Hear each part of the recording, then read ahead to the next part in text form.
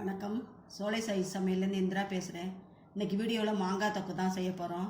இது இட்லி, தோசை, சப்பாத்தி, தயிர் சாதம் எல்லாத்துக்குமே நல்லாயிருக்கும். வாங்க எப்படி செய்கிறதுன்னு பார்க்கலாம்.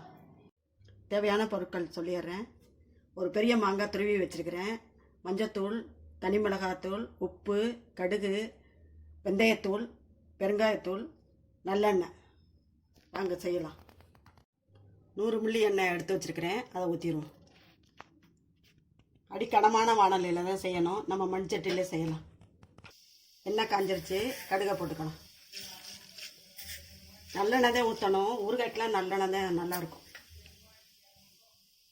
கடுகு பொரியல். கடுகு நல்லா பொரிஞ்சிருச்சு. மாங்காயை போட்டுருவோம்.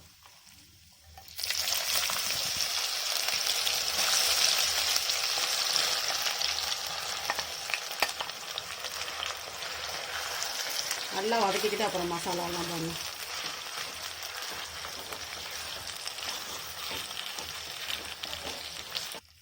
இப்போ மசாலா தூள்லாம் போட்டுக்கலாம். 1/2 டீஸ்பூன் மஞ்சத்தூள்,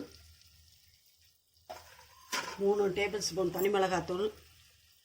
காஷ்மீர் சில்லியை கண்டு உரப்பு இருக்காது, அதனால தான் அதிகமாக போடுறேன். உப்பு போட்டுக்கிறேன். கல் உப்பு தான் நைஸ் பண்ணி வச்சுருக்கிறேன், அதை போட்டுக்கிறேன். உப்பு உரப்பெல்லாம் அதிகமாக இருந்தால் தான் நல்லாயிருக்கும். நல்லா வதங்கணுன்னா பார்த்துட்டு போட்டுக்கலாம். உப்பெல்லாம் நல்லா கிண்டிக்கிட்டே இருக்கணும், இல்லாட்டி அடி பிடிக்கும்.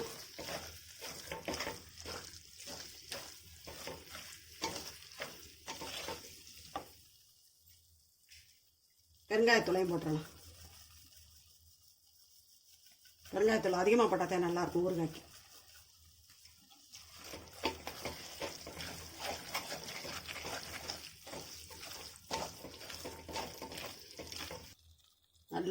நல்லா வதங்கிருச்சு.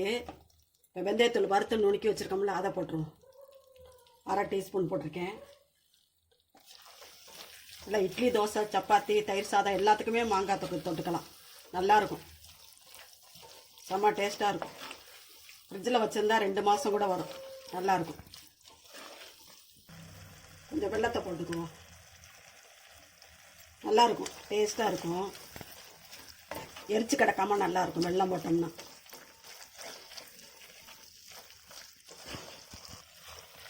சூப்பராக ரெடி ஆயிடுச்சு. எண்ணெய் பிரிஞ்சு வருது பாருங்கள். ராசுமல்லாம் இல்லை. ஆற விட்டு ஒரு பாட்டிலில் போட்டு வச்சுக்கலாம்.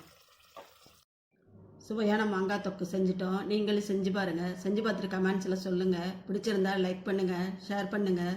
சோலை சாய் சமையலுக்கு சப்ஸ்கிரைப் பண்ணுங்கள். நன்றி, வணக்கம். நாளைய வீடியோவில் பார்க்கலாம்.